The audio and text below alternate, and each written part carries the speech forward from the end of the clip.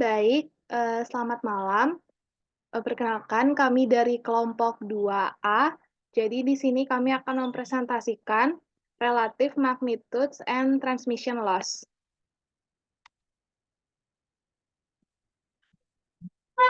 Ini merupakan anggota kelompok kami. Selanjutnya, ini adalah visi dan misi program studi ilmu kelautan.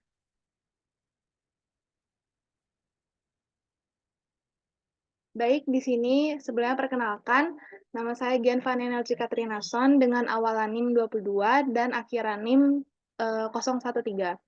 Jadi di sini saya akan menjelaskan latar belakang penulisan dari paper kelompok kami, yaitu dalam studi tentang gelombang dan suara, penting untuk memahami konsep magnitudo relatif dan hilangnya transmisi.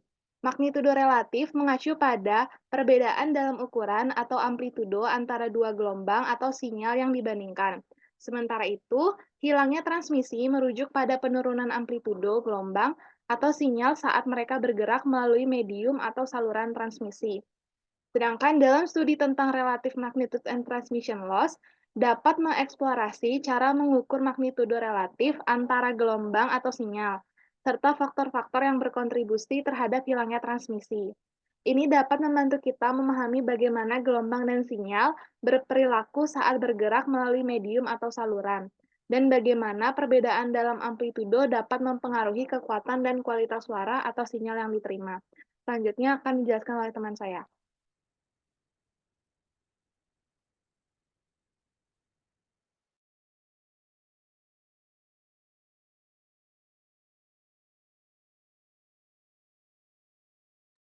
Baik, selanjutnya untuk tujuan, yaitu untuk mengetahui definisi dari magnitud relatif, yang kedua untuk mengetahui definisi dari loss transmission, yang ketiga untuk mengetahui tingkatan apa saja yang ada pada transmisi, yang keempat untuk mengetahui apa saja yang termasuk dalam tekanan bunyi, dan yang terakhir untuk mengetahui tingkatan apa saja yang ada dalam spektrum.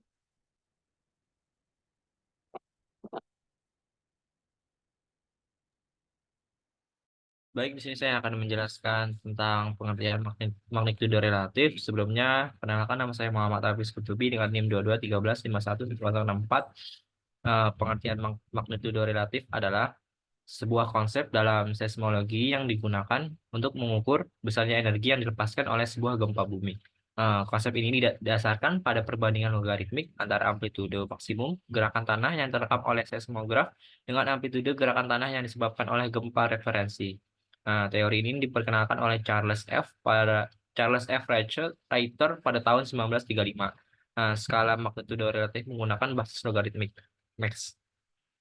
Materi selanjutnya akan dijelaskan oleh teman saya.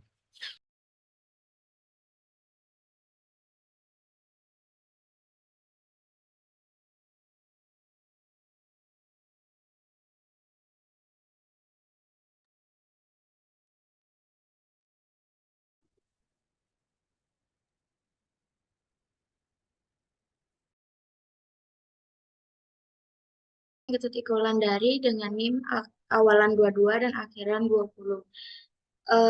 Yang berikutnya adalah contoh penggunaan magnitudo relatif dalam akustik.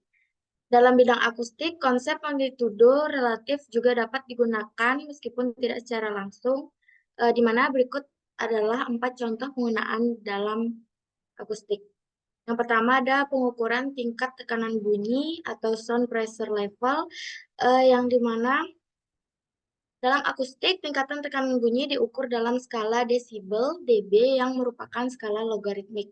Kemudian yang kedua ada perbandingan tingkat kebisingan, yang dimana magnitudo relatif dapat digunakan untuk membandingkan tingkat kebisingan antara dua sumber bunyi atau lebih. Kemudian yang ketiga ada analisis vibrasi struktur, yang dimana dalam akustik bangunan, analisis vibrasi struktur sering dilakukan untuk mengevaluasi potensi kerusakan akibat getaran atau bunyi dengan amplitude tertentu. Dan yang terakhir adalah pemetaan kebisingan. Dalam pemetaan kebisingan lingkungan, magnitudo relatif dapat digunakan untuk membandingkan tingkat kebisingan di berbagai lokasi. Selanjutnya dilanjutkan oleh teman saya.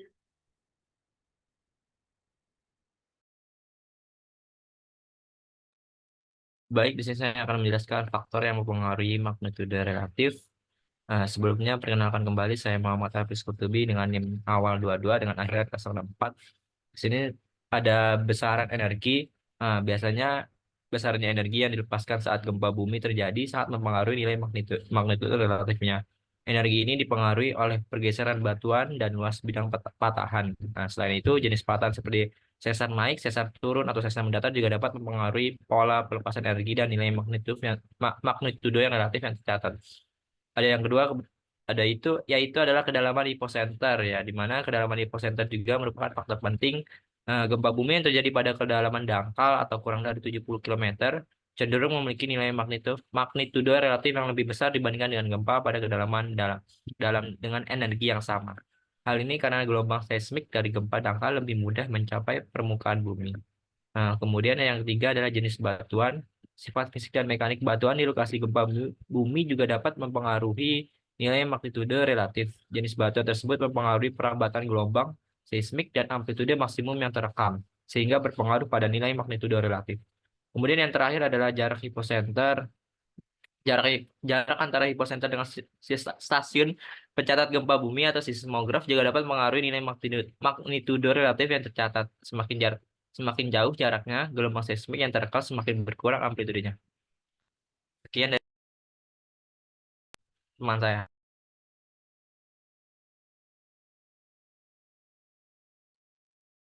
Baik, perkenalkan, nama saya Putu Prita Lestari dengan NIM awalan 22 dan NIM akhiran 46. Di sini saya akan menjelaskan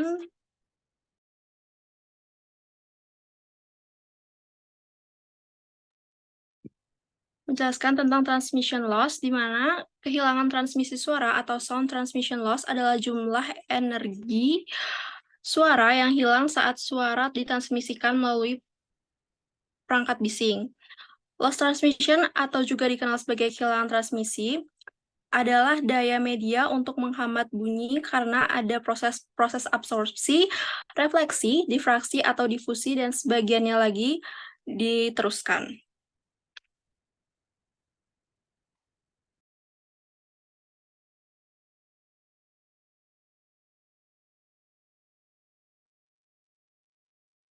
Perkenalkan, saya Jethro Ferdio dengan NIM 2213511003. Di sini saya akan menjelaskan mengenai cara untuk mengukur transmission loss. Yang cara pertama yaitu dengan metode reverberation group, yaitu metode ini menggunakan transmission loss untuk mendapatkan perbedaan antara tingkat tekanan suara rata dari ruang sumber bunyi dan ruang penerima. Dapat dilihat pada gambar bahwa ketika suara yang awalnya 40 dB menjadi 45 dB. Yang cara kedua yaitu metode tabung impedansi. Metode ini menggunakan sebuah tabung dan 4 buah mikrofon sebagai sensor penangkap bunyi. Metode ini mengacu pada standar ASTM E2611-09. Satu set dari dua mikrofon dipasang di upstream tube dan satu set dari dua mikrofon dipasang di downstream tube, sehingga pengukuran dari kedua insiden dan refleksi gelombang dapat dicapai.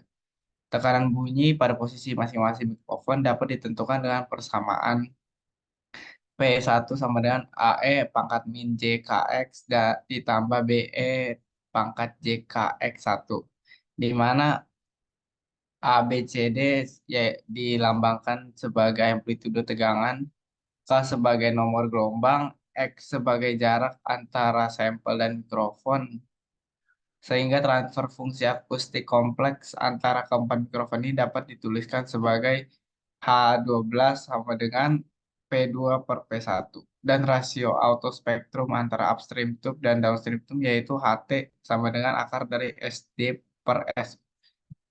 Sekian dari saya, akan dilanjutkan oleh teman saya.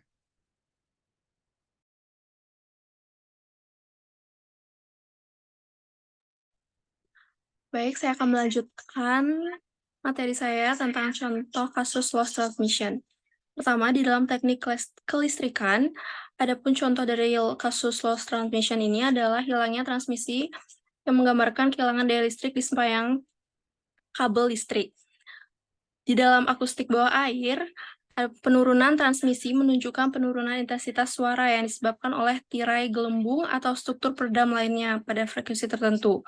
Kadang-kadang istilah yang sama digunakan untuk menggambarkan kerugian propagasi yang merupakan ukuran pengurangan intensitas suara antara sumber suara dan penerima, perbedaan antara tingkat tekanan suara sumber dan penerima. Sekian dari saya, terima kasih.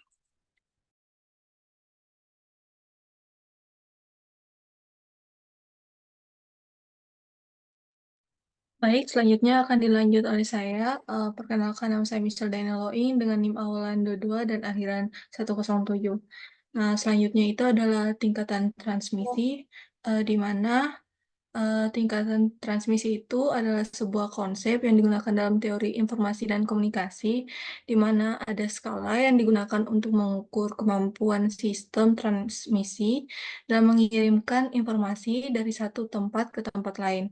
Nah, kemudian ada tingkatan transmisi yang didefinisikan sebagai tingkatan 0, yaitu di mana tingkatan transmisi ini paling rendah, begitu juga di tingkatan 1. Nah, selanjutnya ada tingkatan 2, di mana tingkatan transmisi ini tingkatan sedang.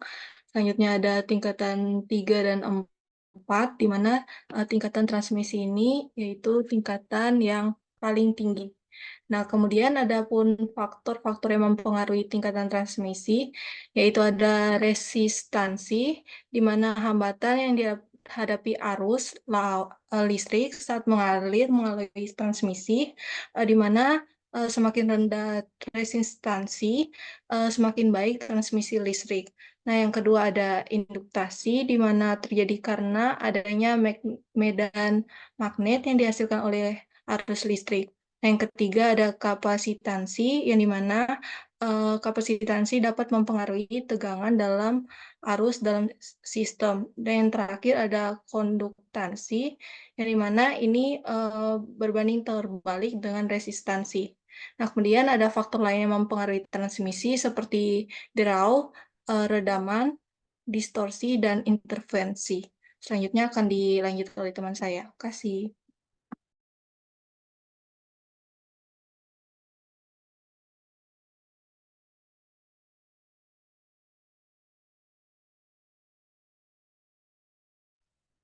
Baik, di sini saya akan menjelaskan tentang perbedaan tingkatan transmisi antara medium padat, cair, dan gas. Sebelumnya, perkenalkan saya Ika Dek Cajadanata dengan NIM 22135111096. Yang pertama adalah medium padat, di mana medium padat memiliki tingkatan transmisi yang lebih tinggi, dikarenakan partikel-partikel di dalamnya lebih rapat sehingga gelombang lebih mudah bergerak.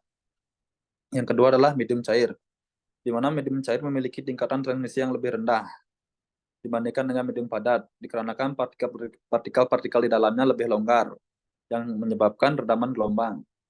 Dan yang terakhir adalah medium gas, di mana medium gas memiliki tingkatan transmisi yang paling rendah, dikarenakan partikel-partikelnya sangat jarang, sehingga gelombang sering dipantulkan atau dihambat oleh partikel-partikel tersebut. Selanjutnya akan dibawakan oleh teman saya.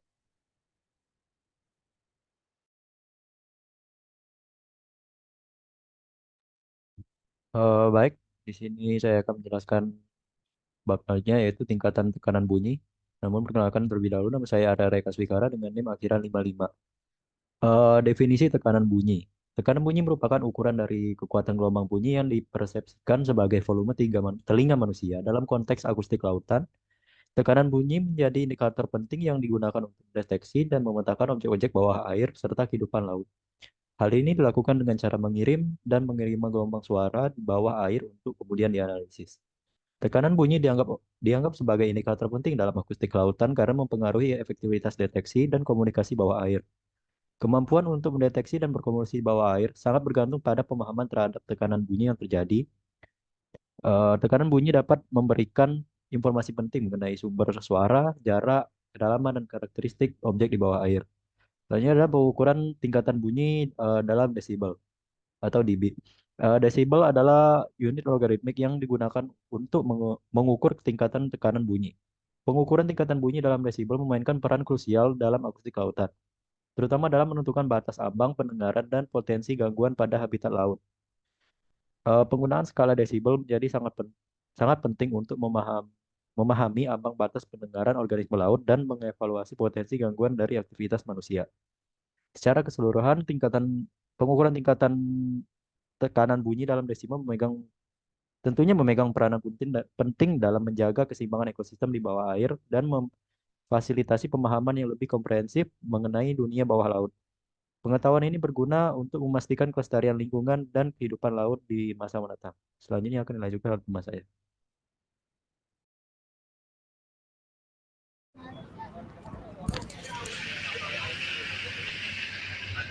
Oke.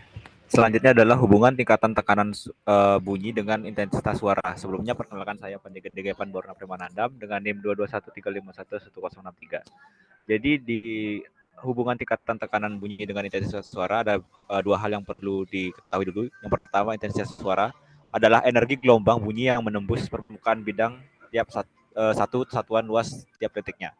Kemudian besaran logaritma dari intensitas suara relatif ambang pendengaran standar manusia. Nah, kemudian yang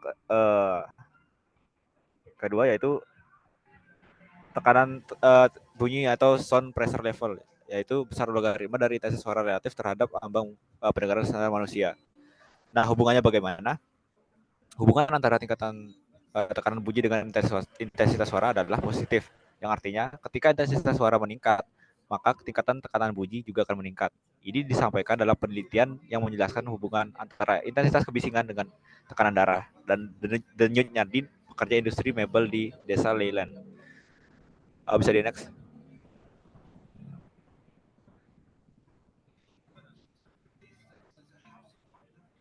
Nah, kemudian contoh aplikasi tingkatan tekanan bunyi dalam akustik. Contoh aplikasi tingkatan tekanan bunyi dalam akustik adalah perancangan instrumentasi pengukuran dan pola kualitas akustik ruangan berdasarkan tingkat tekanan bunyi dan waktu dengung. Contohnya ada beberapa contoh. Yang pertama, pengendalian kebisingan. Contohnya seperti mengukur tingkat kebisingan di lingkungan kerja, merencanakan isolasi suara pada bangunan, kemudian menganalisis sumber kebisingan pada mesin. Yang kedua adalah desain akustik ruangan. Fungsinya apa? Yaitu mendesain ruang konser dan auditorium, menghindari gema dan gaung, dan yang terakhir menyesuaikan akustik ruang studio rekaman. Bidang yang ketiga yaitu bidang militer, ada deteksi senjata api, di mana sistem deteksi senjata api menggunakan sensor yang mendeteksi lonjakan tekanan suara. Kemudian sonar, yaitu teknologi pada kapal selam dan kapal perang untuk menggunakan gelombang suara dengan tekanan tinggi untuk mendeteksi objek di bawah air. Keempat, ada bidang penerbangan, yaitu pengujian mesin pesawat, yaitu pengukuran SPL menggunakan untuk menilai performa dan kebisingan mesin pesawat terbang. Yang terakhir ada medis dan kesehatan. Dalam bidang medis, tingkatan tekanan bunyi digunakan untuk mempelajari efek suara terhadap kesehatan manusia. Misalnya dalam audiologi, pengukuran tingkat tekanan bunyi membantu dalam diagnosis gangguan pendengaran atau desain alat bantu dengar yang efektif. Sekian dari saya, bisa dilanjutkan oleh teman saya.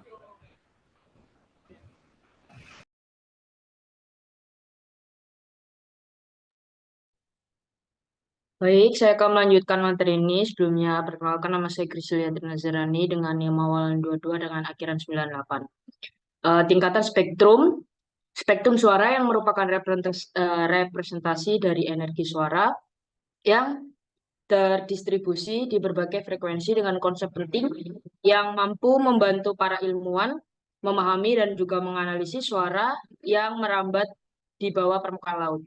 Spektrum suara sendiri memiliki tingkatan dibagi menjadi 3 kategori. Yang pertama ada frekuensi rendah yang biasanya kurang dari 1 kHz.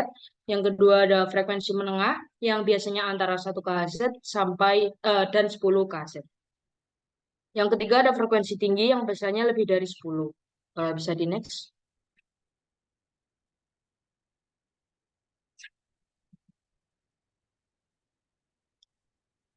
Selanjutnya ada proses pembentukan spektrum suara.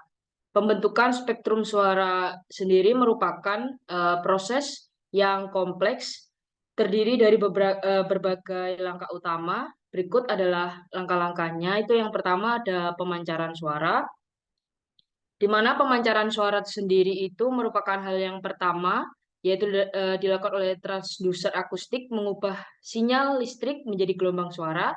Ini kemudian dipancarkan ke dalam kolom air. Yang kedua ada perambatan gelombang. Suara merambat dengan media air dan dipengaruhi oleh beberapa faktor, yaitu faktor lingkungan seperti suhu, salinitas, dan juga tekanan, mempengaruhi bagaimana gelombang suara melalui air. Yang ketiga ada interaksi dengan objek di bawah air. Ketika gelombang suara bertemu dengan objek di bawah air, seperti ikan atau struktur geologis, sebagian dari gelombang itu dipantulkan kembali dan sebagian lagi dapat diserap atau dihamburkan. Yang selanjutnya ada penerimaan sinyal. Hidrofon atau transducer yang sama yang mengirimkan gelombang suara yang dipantulkan kembali menerimanya dan mengubahnya menjadi sinyal listrik. Yang kelima ada analisis sinyal. Metode pemrosesan sinyal digital digunakan untuk menganalisis sinyal listrik yang diterima. Transformatif Fourier cepat atau biasa yang disingkat dengan FFT yang mengubah sinyal menjadi bagian dan frekuensinya. Adalah metode yang paling umum biasanya itu digunakan. Yang keenam ada pembentukan spektrum. FFT menghasilkan spektrum suara yang merupakan representasi frekuensi sinyal suara itu sendiri. Spektrum ini dapat digambarkan dalam bentuk spektrogram yang menunjukkan bahwa intensitas suara pada berbagai frekuensi selama periode waktu tertentu. Yang pertama ada interpretasi data. Spektrogram membantu peneliti menginterpretasikan data akustik, memungkinkan mereka untuk mengidentifikasi dan mengklasifikasikan objek berdasarkan karakteristik suara yang dipantulkan. Berikut adalah penjelasan dari saya. Untuk slide selanjutnya bisa dilanjutkan oleh teman saya.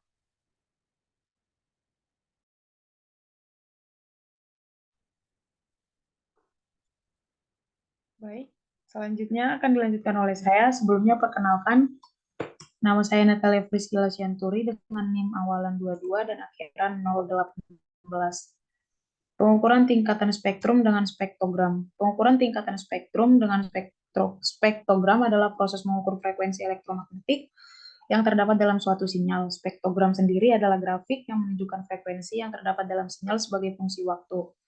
Dalam pengukuran tingkatan spektrum ini, spektrogram digunakan untuk menunjukkan perbandingan frekuensi yang terdapat dalam sinyal dengan waktu. Gambar di samping merupakan contoh dari spektrogram. Next.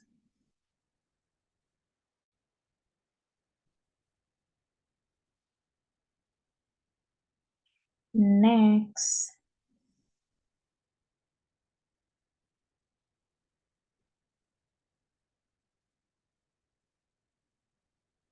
Selanjutnya, pengaruh tingkatan spektrum terhadap kualitas suara. Tingkatan spektrum dapat mempengaruhi kualitas suara dengan beberapa cara. Spektrum suara adalah gambaran visual dari frekuensi suara yang berlaku di dalam suatu lingkungan, dan tingkatan spektrum dapat menunjukkan jumlah dan kemajuan frekuensi yang terdapat dalam suara. Tingkatan spektrum yang tinggi dapat menyebabkan suara yang keras, ketangkas, dan kasar.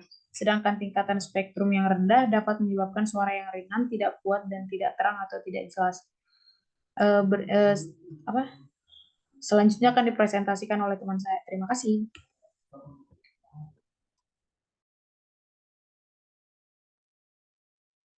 Baik, kesimpulan dari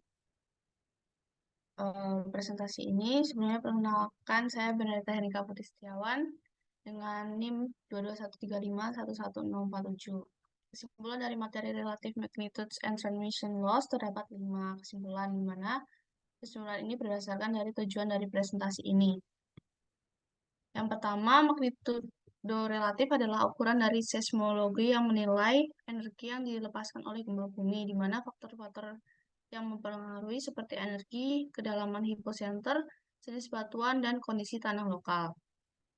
Kemudian yang kedua, loss transmisi adalah jumlah energi suara yang hilang saat melewati penghalang. Dan terdapat 2 metode, yaitu reverberation room dan tabung impedasi yang digunakan untuk mengukur loss transmisi. Contoh kasus loss transmisi sendiri terdapat di bidang teknik kelistrikan, di mana hilangnya daya listrik di sepanjang kabel. Kemudian yang ketiga, tingkatan transmisi adalah skala untuk mengukur kemampuan sistem transmisi dalam mengirimkan informasi yang terdiri dari 5 tingkat, dimulai dari tingkat 0 sebagai tingkat yang rendah, hingga tingkat 4 di mana sebagai tingkat yang tertinggi. Medium padat memiliki tingkat transmisi tertinggi, diikuti oleh medium cair dan medium gas dengan tingkat transmisi terendah. Skala pengukuran menggunakan persentase atau koefisien transmisi. Kemudian yang keempat, tekanan bunyi merupakan ukuran dari kekuatan gelombang bunyi yang dipersepsikan sebagai volume oleh telinga manusia. Tekanan bunyi sendiri diukur dalam desibel dan memungkinkan para peneliti di bidang akustik lautan untuk memahami ambang batas pendengaran organisme laut dan mengevaluasi dampak gangguan aktivitas manusia terhadap organisme laut. Kesimpulan yang terakhir terkait dengan spektrum suara, di mana spektrum suara sendiri merupakan representasi dari energi suara yang terdistribusi di berbagai frekuensi, di mana spektrum suara akustik lautan pada tingkat dasar terbagi menjadi 3 kategori. Yang pertama, frekuensi rendah, yaitu kurang dari 1 kHz, kemudian frekuensi menengah antara 1 kHz dan 10 kHz yang digunakan untuk navigasi dan pemetaan dasar laut. Serta frekuensi yang terakhir adalah frekuensi tinggi, di mana lebih dari 10 kHz yang memberikan resolusi yang